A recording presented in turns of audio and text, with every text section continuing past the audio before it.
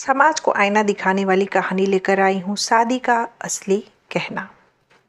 माँ, तुम क्यों चिंता करती हो? समय आने पर सब कुछ हो जाएगा।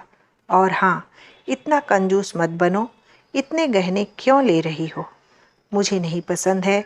मैं उन गहने को अपने पूरे शरीर पर लाद कर और चोर के डर से घूमना, मुझे यह सब नहीं पसंद। तुम्हारा जमाना गया। अब अपनी आंखें खोलो और अपने सामने दुनिया को देखो। यह कितनी खूबसूरत है।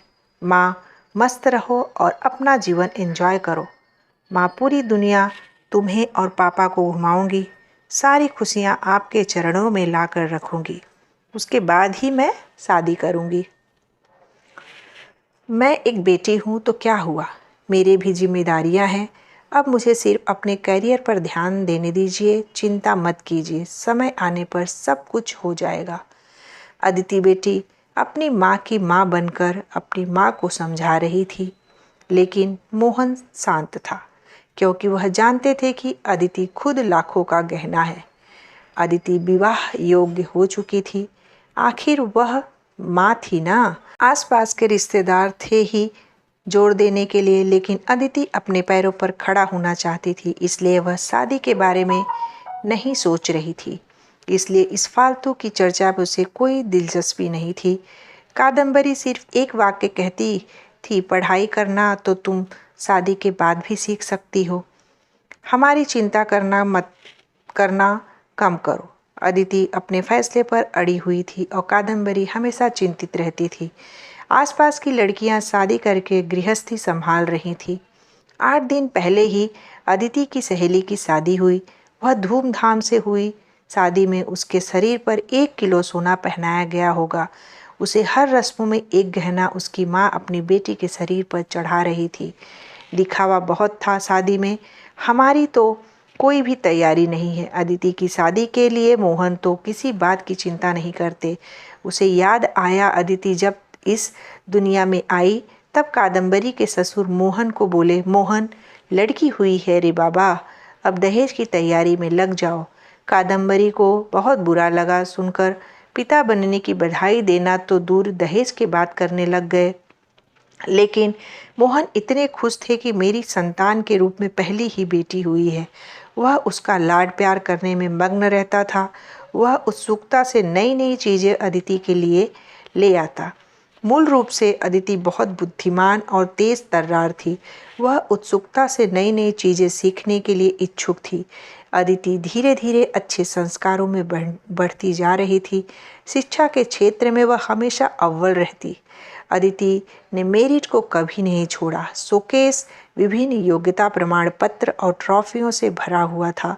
मोहन बोलता था, बस अदिति का सपना साकार करना है, इसलिए फिर उसकी शादी के लिए बचत वगैरह वह करता नहीं था।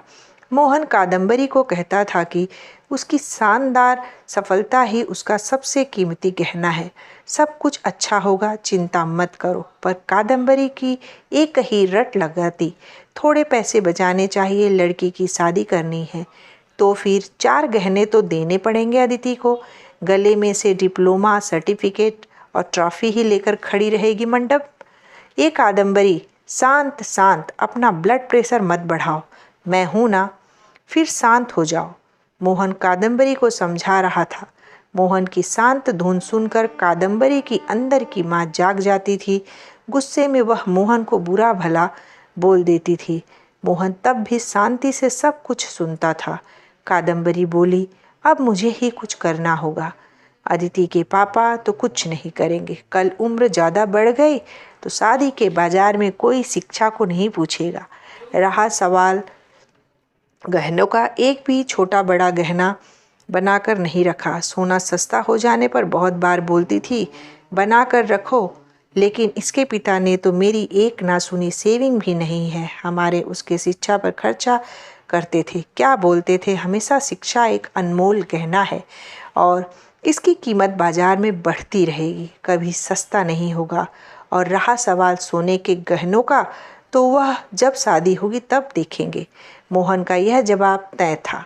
अंत में कादम्बरी ने उसे अपने गहने देने का फैसला किया। मेरे पिता ने कन्यादान में मुझे दिए थे, टोकरी जितना भर तो नहीं, लेकिन कटोरी भर जरूर दिया है। मैं अब कहाँ पहनने वाली हूँ वह गहने। ये चिंता जो उसने खुद को समझ आकर दूर की। जैसे जैसे दिन बीतते गए, अदिति ने अपने स्मार्टनेस से पोस्ट ग्रेजुएशन पूरा किया। उसने पीएचडी करने का इरादा किया और उतने में सोने पर सुहागा। अचानक उसे माइक्रोसॉफ्ट द्वारा सिलेक्ट कर लिया गया, जो पिछले साल के प्लेसमेंट के लिए आया था। एक बड़ा पैकेज उसके हाथ में रखा गया और गुड पोस्ट द्वारा और कई सुविधाओं पोस्टिंग के साथ अमेरिका में पेश किया गया। चारों उंगलियां घी में। साथ में पीएचडी कर सकती थी क्योंकि कंपनी ने उसे बोनस दिया था। अदिति अपॉइंटमेंट लेटर लेकर भागकर घर पर आई। जब तक दरवाज़ा नहीं खुला तब तक अदिति ने डोरबेल से अपना हाथ नहीं हटाया। दरवाज़ा खुलते ही उसने अपनी माँ को गले से लगा लिया। माँ, अब लग जाओ शादी की तैयारी में। पापा, आप बस मदद करना।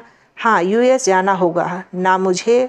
और अपॉइंटमेंट लेटर अदिति ने पापा के हाथ में रख दिया। मोहन ने वह लेटर जोर से पढ़ा। बाप रे अदिति, सच में यह अनमोल गहना है, अब शादी के बाजार में चमक उठेगा। ऐसा बोलकर कादम्बरी भगवान के सामने शक्कर रखी। कोटि कोटि धन्यवाद आपका भगवान जी। ऐसा बोलकर भगवान को हाथ जोड़कर नमस्कार किया।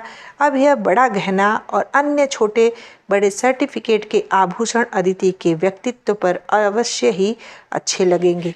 कादम्बरी, फिर बताओ सोना लेने कब जाना है? मोहन ने उसे टोंट मारा। इसमें कोई संदेह नहीं है कि उसकी शादी में उसके गुणों के आधार पर अर्जित अमूल्य गहना निश्चित रूप से उसके सौंदर्य बढ़ाएगा। चेतन जी और वह मेधावी पदक, बड़ी बड़ी ट्रॉफी या अन्य पद्म भूषण दुल्हन की शोभा और बढ़ाएगा। यह हीरा हमारे मानस के जीवन बिल्कुल फिट बैठता है। चलेगा ना आपको? दरवाजे पर शर्मा फैमिली खड़ी थी। अच्छा रिश्ता अदिति के लिए चलकर आया था।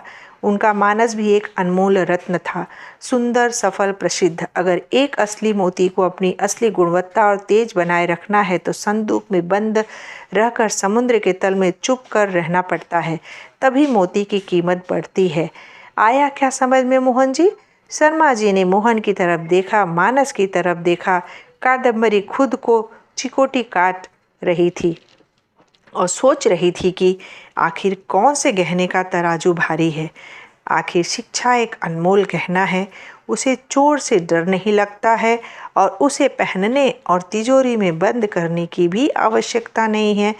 दोस्तों, ये प्यारी सी कहानी आपको कैसी लगी? अपना फीडबैक मुझे कमेंट बॉक्स में लिख करके बताइए और कहानी पसंद आई हो तो उसे लाइक का बटन दबा दीजिए और अपने फ्रेंड फैमिली में भी शेयर कर दीजिए। अगर अब तक आपने चैनल को सब्सक्राइब नहीं किया है तो चैनल को सब्सक्राइब करके बगल का बेल आइकन भी ज़रूर दबा दीजिए ताकि नए नए वीडियो का नोटिफिकेशन आप तक पहुंच सके। फिर मैं नई कहानी के साथ मिलूंगी, तब तक लिए टाटा बाय बाय।